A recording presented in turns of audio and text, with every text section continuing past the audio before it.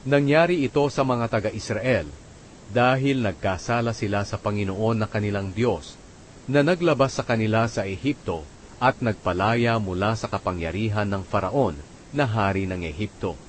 Sumamba sila sa mga Diyos-Diyosan at ginaya nila ang mga kasuklam-suklam na ginagawa ng mga bansang pinalayas ng Panginoon sa pamamagitan nila. Sumunod din sila sa kasuklam-suklam na pamumuhay ng mga hari nila. Palihim din silang gumawa ng mga bagay na hindi nakalulugod sa Panginoon na kanilang Diyos.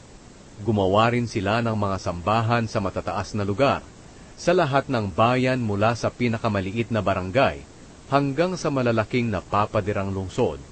Nagpatayo sila ng mga alaalang bato at mga posteng simbolo ng diyosang si Asyera sa ibabaw ng bawat matataas na burol at sa ilalim ng bawat malalagong punong kahoy.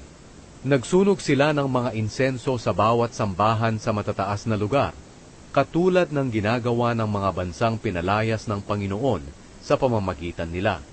Gumawa sila ng mga kasuklam-suklam na bagay na nakapagpapagalit sa Panginoon.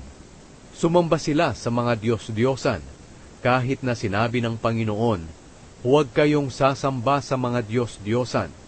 Paulit-ulit na nagpapadala ang Panginoon ng mga propeta para bigyang babala ang Israel at ang Huda. Itigil ninyo ang mga kasuklam-suklam ninyong ginagawa. Sundin ninyo ang mga utos ko at tuntunin, ayon sa kautusan na iniutos ko sa inyong mga ninuno, at ibinigay ko sa inyo sa pamamagitan ng aking mga lingkod na propeta. Pero hindi sila nakinig. Matitigas ang ulo nila, katulad ng mga ninuno nilang walang tiwala sa Panginoon na kanilang Diyos. Itinakwil nila ang tuntunin ng Panginoon, ang kasunduang ginawa niya sa mga ninuno nila, at hindi rin sila nakinig sa mga babala niya. Sinunod nila ang mga walang kwentang Diyos-Diyosan, at sila'y naging walang kwenta na rin. Ginawa nila ang mga bagay na ipinagbabawal ng Panginoon na ginagawa ng mga bansang nakapalibot sa kanila.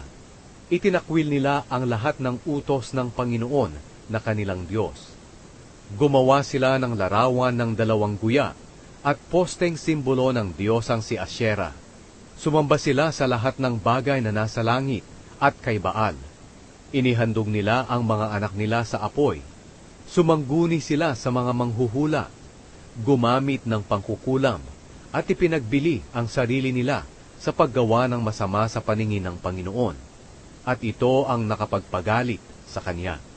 Galit na galit ang Panginoon sa Israel